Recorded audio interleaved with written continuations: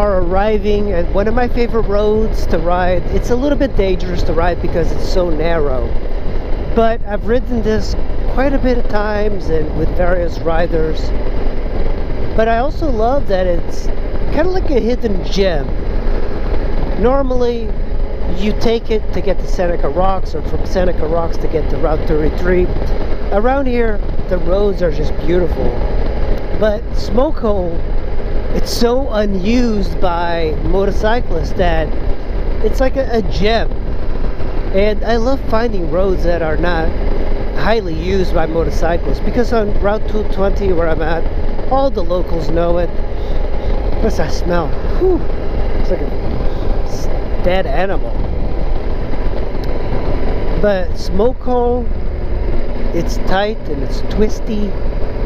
This is the perfect road for a dual sport or some sort of very agile bike.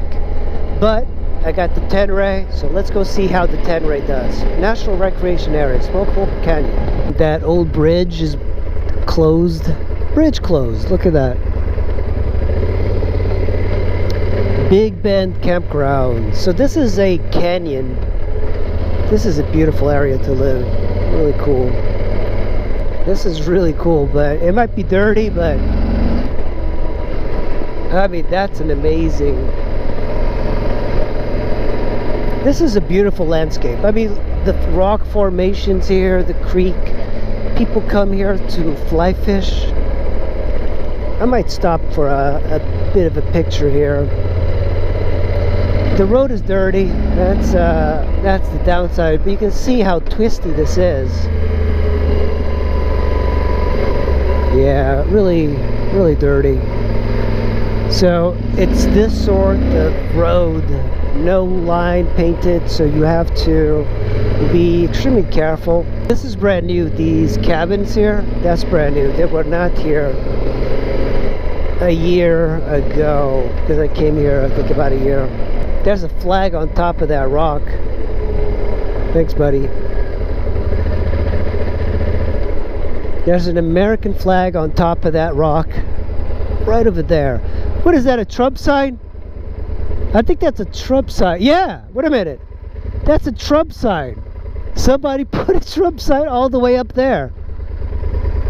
Holy cow. Is that a... Yeah, it's a Trump sign. Holy cow. Look at that. There's an American flag on top there. And then in the rock formation on the side, there's a Trump sign.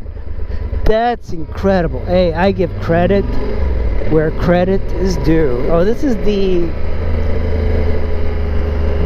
tent space, or the camping area. I think I'm going to stop here and just going to wait for Scott. Eagle Rocks. That is incredible, man. Oh, there's a tombstone here. This is the very famous Smokehole Road. That is where there's a flag on top there with a Trump sign on the side. That is incredible. That takes some skill to climb up there. I can see the flag, but I can't see the Trump sign anymore. So this is called Eagle Rocks, named after William Eagle, a Revolutionary War soldier who lived nearby. That is the grave of William Eagle. I was wondering why there were a tombstone here. Yeah, that's William Eagle, a veteran of the Revolutionary War. And what is this one? This is another... I can't believe it. There's like a guy buried here. Photo. Scott does not come. This is... I hate the wait, because sometimes I think that they crashed. Anyway, but that's my dark side tire with about, I guess, 10,000 miles already in there. I might have to return. I'm gonna bust a U-turn.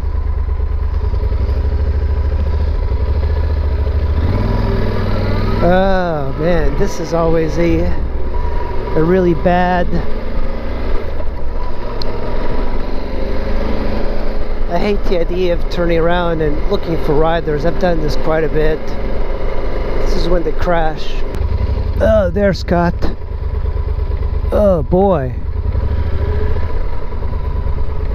Oh man, I thought you crashed. No, I had to take a piss. Oh.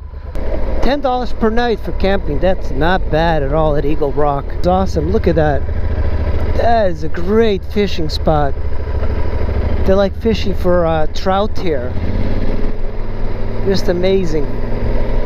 This is why I like this particular road. It's this amazing West Coast scenery that you get here. But it's weird. It's like West Virginia has this, and not a lot of people explore enough of West Virginia to realize that this could be in Montana. This could be like in any western state, because there's just so much to it. You know, like in Montana they have Bozeman, West Virginia has got way more covered. Like, rich people should move to here, but the only thing that's moved here is meth addiction, apparently. But this is a very outdoorsy place. For some reason, like, West Virginia's just got a bad rap, but I think that's all it is.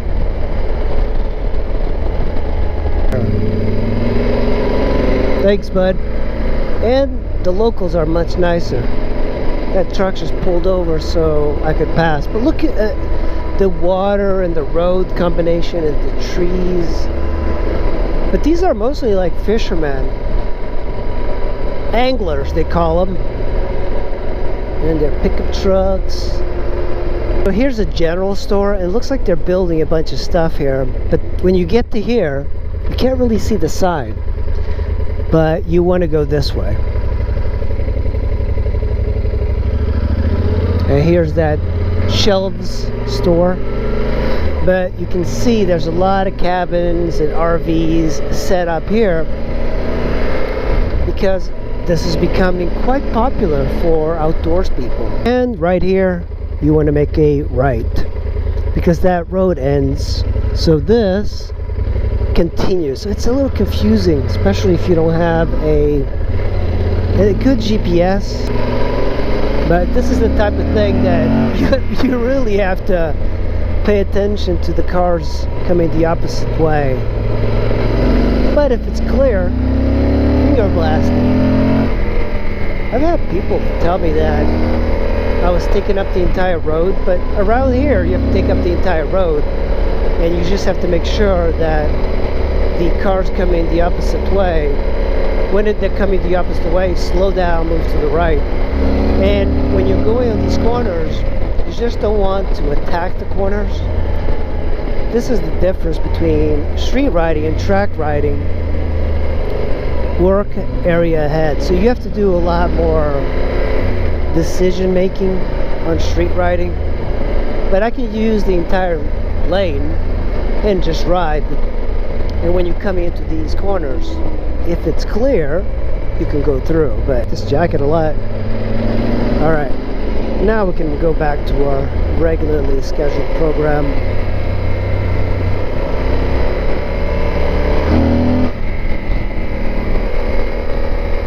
I rode here with a KLR 650 guy. He was like a madman.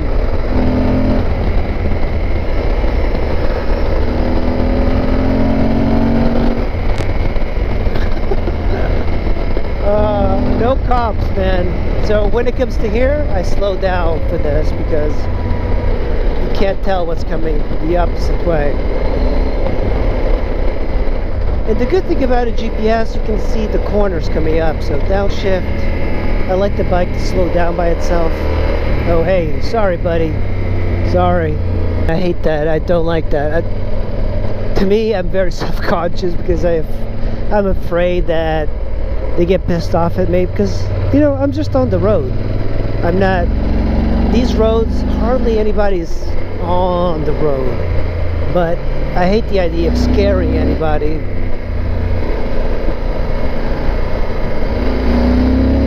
But I'm I'm not hurting anybody. It's just the image of a motorcycle going down the road that pisses people off. And people around here, they're much more friendly, but I also don't want to take advantage of their hospitality when I'm riding these roads. I'm a guest in their home, so I should behave like they do. Yeah, the torquiness of this bike is incredible. Very easy to ride. The dark side tire definitely feels very limited in this sort of road riding technique because the transition is slower than the motorcycle tires.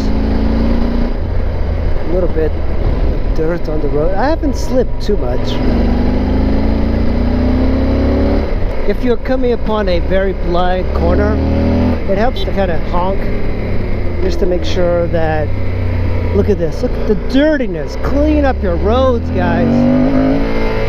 Yeah, I didn't even slip.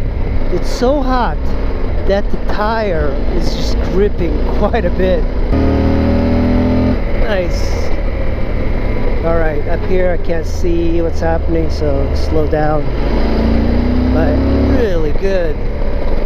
We're really Kyle Rittenhousing these corners. Alright, I can't tell what's happening here. Slow down. Set up for the next corner. You know, a lot of times it's not about the immediate corner. This is extremely dirty. It's not about the immediate corner in front of you. It's like setting up for the next set of corners. But you only know that if you can either, you know the road already, or you're able to read the road. There's a tempo to roads as well. Suspension on this, even with a blown fork seal, is amazing. This thing is just so good to ride.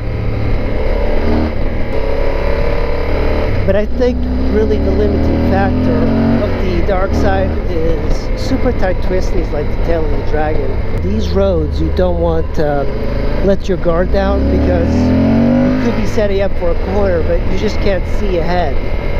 So a car could be coming the opposite way, and you have to make sure that you slow down. So right here could be dangerous because it's so tight. I think they widened it a little bit. It looks a little bit wide. Telling people, yeah, you should come to Smokehole Road to ride it. Nobody wants to come here. It's like, oh yeah, no, you just gotta go to Walmart.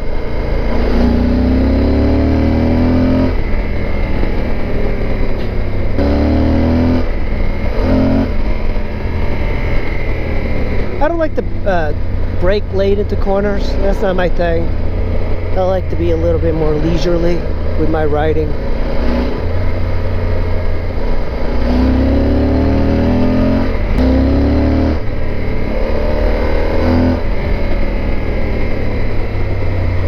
A little bit too much brake there.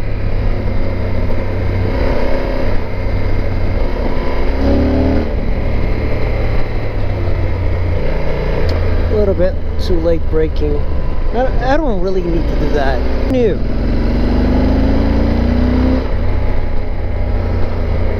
There's a bunch of old RVs back there.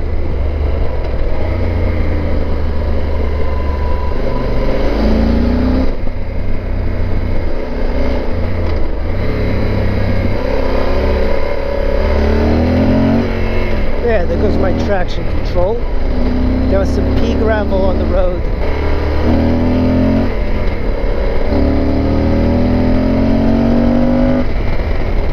We are at the end of Smokehole Road. And that's pretty much it. It ends before 28. There's a little bridge there. You can gather with your friends in case you want to do this again. I normally don't redo roads. I don't like to do the back and forth track day mentality sort of stuff. I like to do it once. Doing it twice is pushing my luck. Hey there, Ford Ranger. Hey buddy. Ford Tundra right here. So, right over here, we're gonna stop. This is a great place to stop. to chill out for a bit. But remember, if you want to keep going to the left, there's going to be Seneca Rocks, and we're going to stop there and maybe chill out for a little bit. I know that Scott wants a little bit of a break. He's not used to riding these long miles, and we still have to hit Route 33. So guys, I hope you enjoyed it. That is Smokehole Road. Really beautiful. So this is like one of the best spots to ride. I love this road. Super twisty. The only hang up is the road is very narrow, and if there's a lot of cars, mostly on the weekend, it's going to be tons of cars. But today, Wednesday, there's nobody around, so come out and enjoy it. It's really beautiful. Just aim your bike to Seneca Rocks, West Virginia, and you will find it. Alright guys, thanks for watching. I'll see you in the next video. Bye. Kind of stuck here. The cops won't bother me.